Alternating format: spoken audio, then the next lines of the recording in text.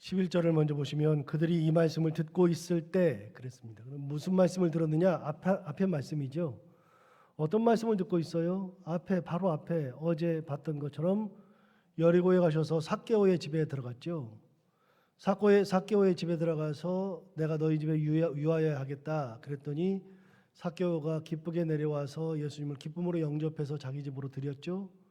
그리고 이제 그 집에서 같이 먹을 때 삭개오가 고백하는 겁니다. 뭐라고 고백하냐면 주님, 내가 만약에 내가 가진 재산의 절반을 뚝 띄어서 가난한 자들에게 주겠습니다. 거기다가 플러스 제가 혹시 토색한 것이 있으면 4배를 갚겠습니다. 그랬더니 주님께서 이곳에 구원이 이르렀다. 이 사람도 아브라함의 자손이다. 그러면서 인자에 온 것은 잃어버린 자를 찾아 구원하려 합니다. 이게 이제 어제 그 얘기죠. 이제 그렇게 얘기하고 있을 때 그거를 듣고 있는 무리들에게 하시는 말씀이에요. 그 무리들에게 비유를 말씀하셨는데 어떤 비유를 말씀하셨느냐? 이제 비유를 말씀하시기 전에 거기에서 비유를 말씀하시는 이제 그 당시 상황이 나와 있는데 11절을 다시 보시면 그들이 이 말씀을 듣고 있을 때에 비유를 더하여 말씀하시니 이는 자기가 예루살렘에 가까이 오셨고 그들은 하나님의 나라가 당장에 나타날 줄로 생각함이더라.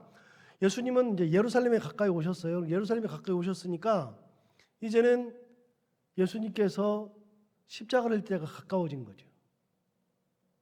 또 한 가지, 자기를 따라다니는 사람들, 이 말씀을 듣는 사람들이 하나님의 나라가 당장에 이루어질 걸로 생각했다는 거예요. 그런데 여러분, 성경에서 하나님의 나라가 이루어진다, 예수님께서 말씀하시는 게 아니라 사람들이 가지고 있었던 당시의 개념은 하나님의 나라는 하나님이 임재하심을 의미하는 게 아니라 이스라엘이 당시에 로마의 속국이니까 로마에게 망했으니까 이스라엘이 로마로부터 독립한 것을 하나님의 나라라고 당시 생각했어요.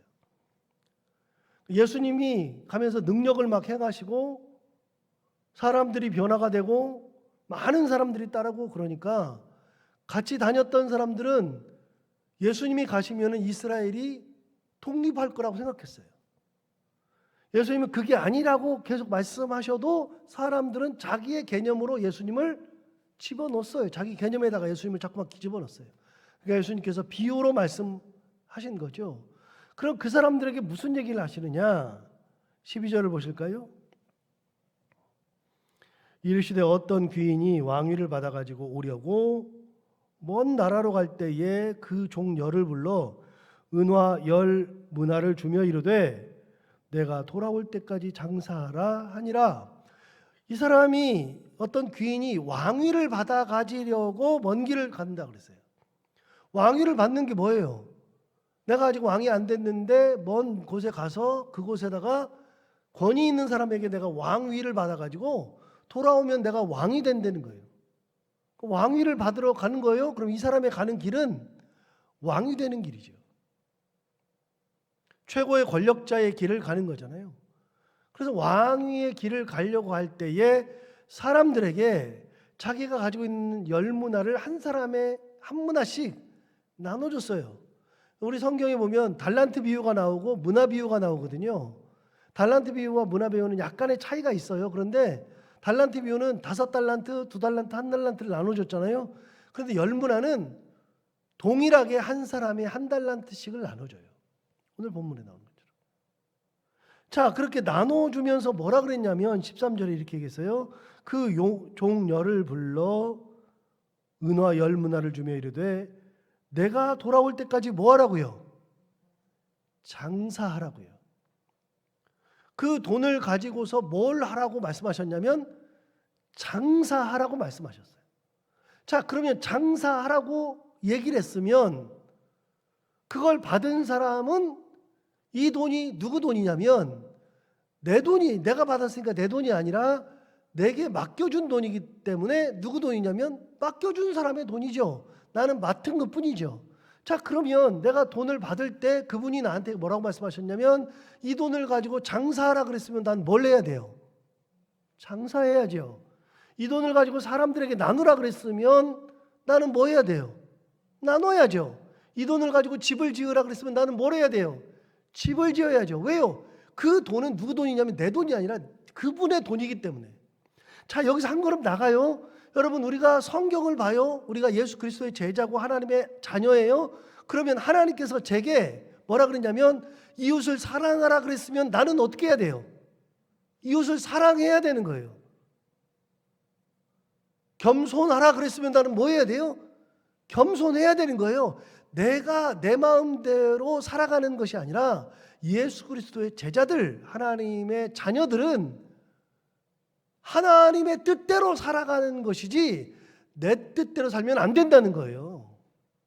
신앙생활은 어떻게 하는 거냐면 내가 내 뜻대로 하는 것이 신앙생활이 아니라 신앙이라고 하는 것은 내가 예수 그리스도를 믿는 것이 신앙이고 하나님의 은혜를 따라가는 것이 신앙이라 그러면 내가 신앙생활 한다 그러면 내 뜻대로 하면 신앙생활이 아니고요.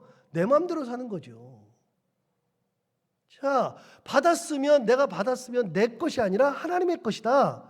예수 그리스도의 것이다. 그분의 것이다. 그러면 그분이 시키는 대로 하는 거예요. 그분이 장사하라 그랬으면 나는 뭐 하면 돼요? 장사하면 돼요. 여러분, 저는 달란트 비유 때도 똑같은 얘기를 했는데 달란트 비유든 문화 비유든 그걸 볼 때 옛날에는 무슨 생각을 했냐면 아이고 이거 장사하다가 미치면 어떡하지? 망하면 어떡하지? 저는 옛날에 그 생각을 되게 많이 했어요. 그래서 이거 안 망해야 되는데 안 없애야 되는데 그 생각을 했는데 지금은 생각이 달라졌어요. 그분이 장사하라 그랬으면 전 뭘 하면 돼요? 장사하면 돼요. 제가 믿지든 안 믿지든 손해를 보든 망하든 아니든 그건 상관없어요. 그분의 뜻이 장사하라 그랬으면 나는 뭐만 하면 돼? 장사하면 돼요. 하나 더 확신이 생겼어요. 그분의 뜻대로 장사를 하면 반드시 어떻게 된다? 남긴다는 확신이 생겼어요. 그분의 뜻이니까. 자, 장사하라고 분명히 그랬어요. 여러분, 이거 우리가 잘 몰라요. 이 부분에 이 단어를 몰라요. 그런데 13절에는요. 그걸 가지고서 뭘 하라 그러냐면 내가 돌아올 때까지 장사하라 그랬어요. 자, 장사하라는 명을 받아서 돈을 받았어요. 그러면 이제부터는 해야 되는 것은 딱 답이 정해졌어요. 다른 것을 하면 안 돼. 그 돈 가지고 집을 지면 안 돼요. 그 돈 가지고 남을 도와줘도 안 돼요. 그 돈 가지고 썩혀둬도 안 돼요. 그 돈 가지고서는 뭘 하는 거예요? 장사하라 그랬으니까 장사하는 거예요. 장사하는 거예요. 자, 15절 볼까요? 15절. 귀인이 왕위를 받아가지고 돌아왔어요. 아까 왕위를 받으려고 갔잖아요. 갔는데 15절에 보면 돌아와요. 귀인이 왕위를 받아가지고 돌아와서 은화를 준 종들이 각각 어떻게 장사하였는지를 알고자 하여 그들을 부르니 16절 그 첫째가 나와 이르되 주인이여 당신의 한 문화로 10문화를 남겼나이다.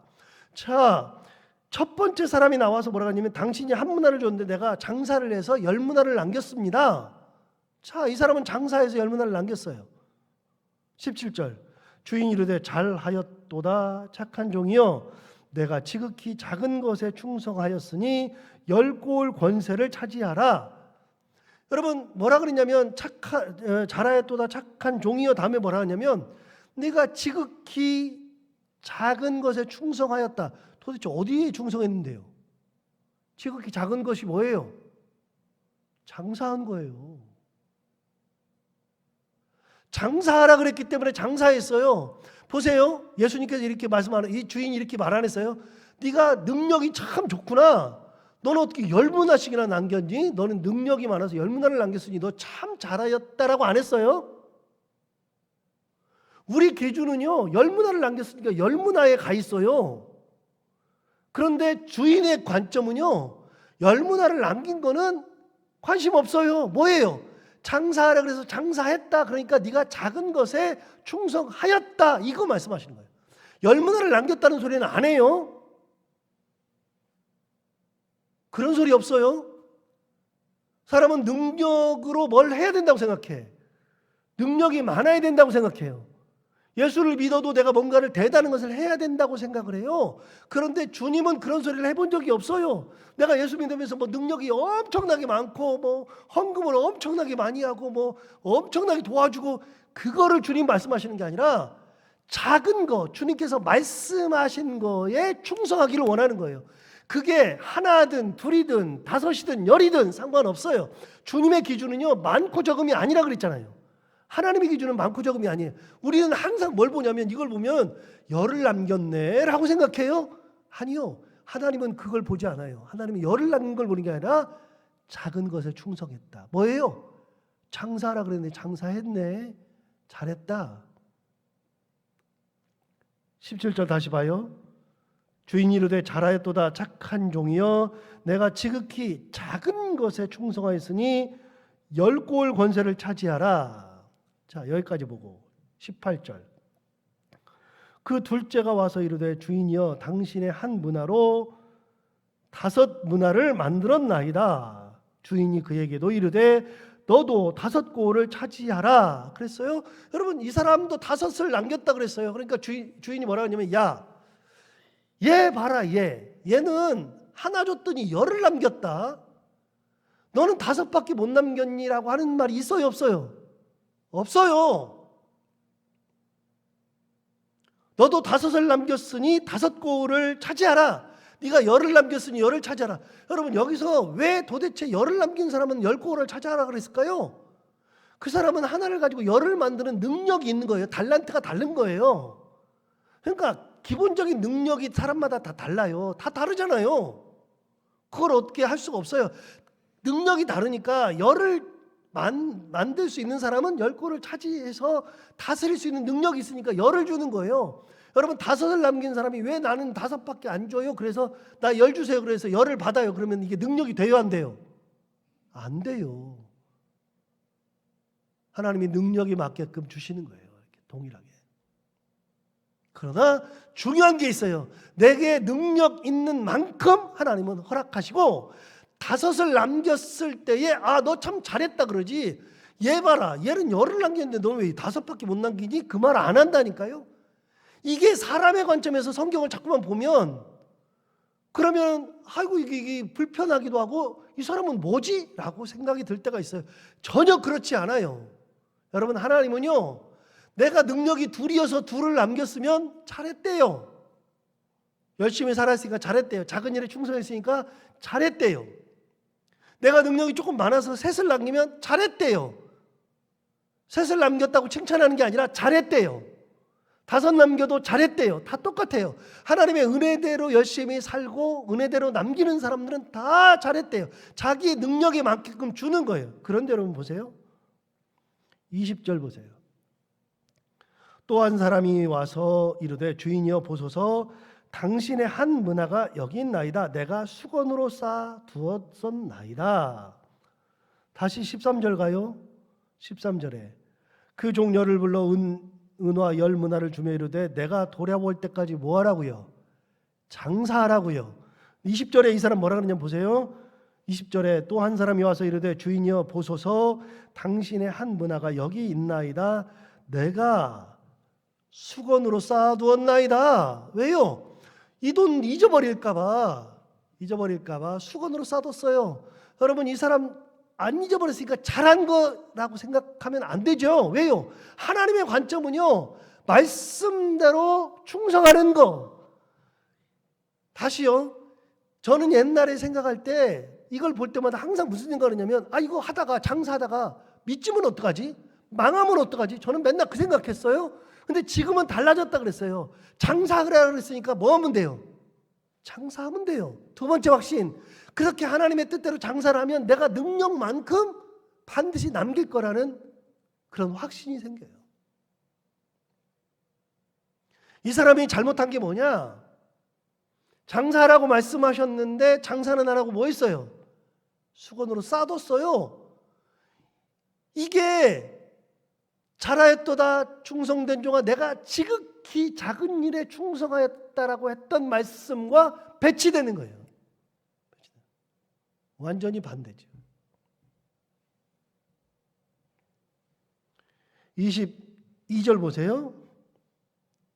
주인이 이르되 악한 종아 내가 내 말로 너를 심판하노니 너는 내가 두지 않은 것을 취하고 심지 않은 것을 거두는 엄한 사람인 줄로 알았느냐? 그러면 어찌하여 내 돈을 은행에 맡기지 아니하였느냐? 그리하였으면 내가 와서 그 이자와 함께 그 돈을 찾았으리라. 뭐라고 말씀하시냐면 장사는 안 해도 이걸 이자라도 받게끔 했을 거다. 장사는. 그것마저도 안 하고 쌓아뒀다. 여러분, 열문화의 비유의 핵심이 뭐냐면요, 하나님의 말씀대로 살아가는 거예요. 하신 대로. 우리 보고 충성하라 그랬으면 충성하는 거고, 내가 죽도록 충성하라 그랬으면 진짜 내가 죽도록 충성해야지. 섬기라 말씀하셨으면 섬기고, 분열하지 말라 그러면 분열하지 않아야 되고, 이번 주에 설교 들은 것처럼 믿음 위에다가 너 자신을 세우라 그랬으면 물 위에다가 세우는 게 아니라, 아니면 다른 사람의 시선 위에다 세우는 것이 아니라, 아니면 다른 것에다가 세우는 것이 아니라 내 믿음을 어디다 세우느냐? 믿음 위에다가 세우는 거예요. 말씀대로 하는 거예요. 여러분, 예수 믿으면 굉장히 믿는다는 것이 쉽다 그랬잖아요. 어떻게 하면 쉬운 거예요? 말씀대로 하니까 쉬운 거예요. 그런데 예수 믿는 게 너무나도 어려워요. 왜 어렵냐면 말씀대로 하는 것이 너무나도 어려워요. 사람이 왜 어려워요? 내 생각이 있어서 어려운 거예요. 내 뜻대로 하려고 그러니까 어려운 거예요. 믿음 생활이. 말씀대로 하면은 믿음 생활이 어렵지 않아요. 신앙 생활이 짐이 아니에요, 짐이. 신앙 생활은 은혜 가운데 기쁨으로 즐기면서 하는 것이 신앙 생활이지, 막 이거 해야지 그러면서 살지 말아요. 내가 이거 해야지가 아니라 하나님을 살아가면 말씀대로 살게 돼 있어요. 장사하라 그랬으면 그래 그럼 나는 장사하지 뭐. 하나님께서 나를 보고 섬기라 그랬으면 내가 섬기면서 살아야지. 쌓아두면 안 된단 말이죠. 내 뜻대로 하면 안 된단 말이죠. 자, 24절 볼까요?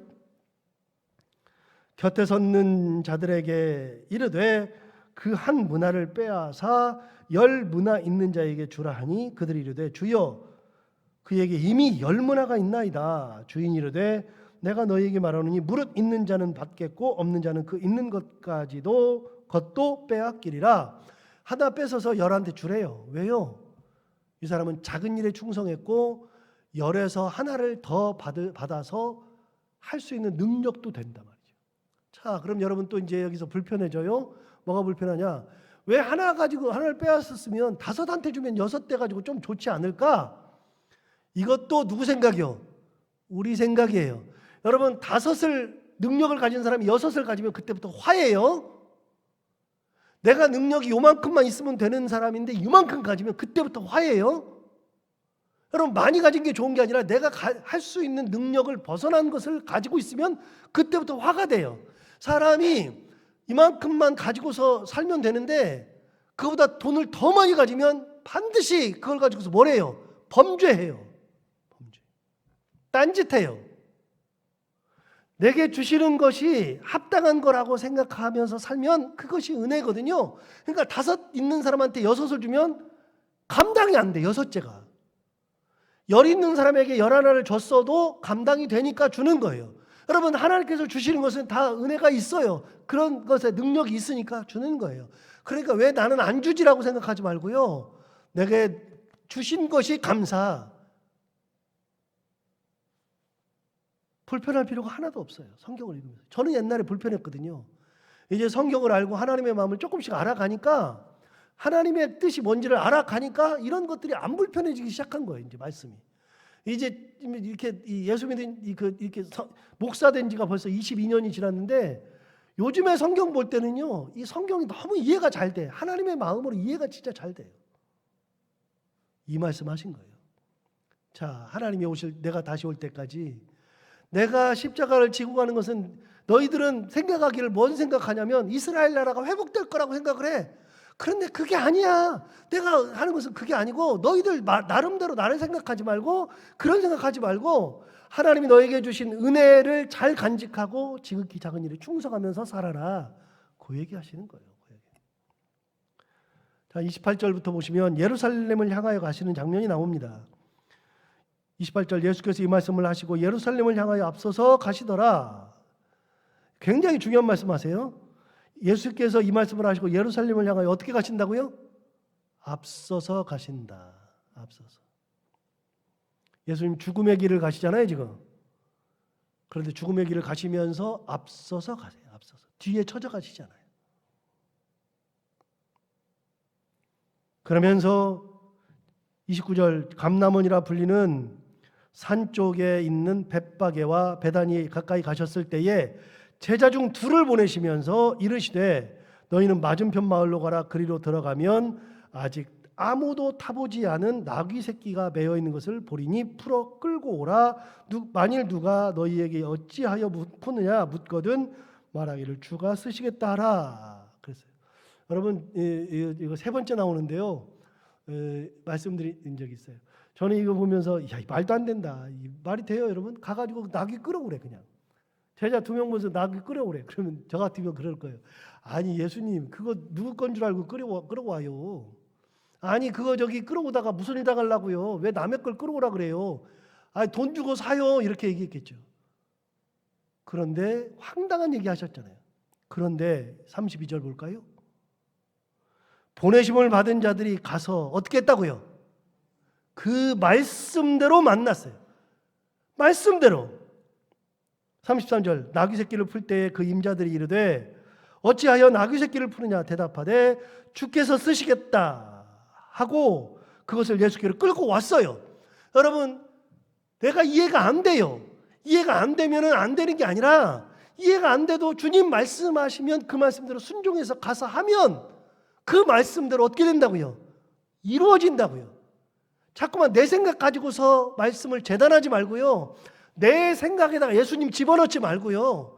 내 기도 제목에다가 하나님을 끌어다 놓지 말고요. 하나님의 말씀 안에다가 내가 들어가야지 내 안에다가 하나님을 끌어오면 안 돼요. 이거 순종 못해요. 내 생각에다가 순종 못해요가 아니라 하나님 말씀하시면 내가 기쁨으로 순종하고 가면 어떤 일이 벌어진다고요? 그대로 이루어진다. 은혜 가운데 이루어진다. 나귀 새끼를 끌어오는데 예루살렘에 가서도 주님 말씀대로 해오니까 이런 일이 벌어진다. 오늘 이 말씀 들은 것처럼 하나님의 말씀 가운데 우리를 맞추고 우리에게 주신 그 사명을 아주 작은 일, 지극히 작은 것에 충성하며 살아가는 저희들 다 되기를 바랍니다. 기도하겠습니다. 하나님 아버지 감사합니다. 오늘도 귀한 말씀으로 은혜 주셔서 감사합니다. 이 말씀 주신 것처럼 하나님 아버지 우리가 지극히 작은 것에 충성하며 살게 하여 주옵시고 내 생각에 하나님을 맞추고 내 기도 제목에다가 하나님을 맞추지 않게 하시고 하나님의 뜻에 나를 맞추고 하나님의 은혜 가운데 나를 집어넣고 살아가는 저희들 다 되게 하여 주옵소서. 도저히 안 될 것 같은 것도 말씀하셨사오니 내가 순종하겠나이다 하면서 순종의 길을 걸어갈 수 있는 믿음의 사람들이 다 되게 하여 주옵소서. 오늘도 하루를 살아갈 때 이 말씀을 기억하며 살게 하여 주옵시고 해야 되는 것들 기쁨으로 감당하고 만나는 분들과 함께 웃고 행복한 하루 보내게 하여 주옵소서. 예수님 이름으로 기도하옵나이다.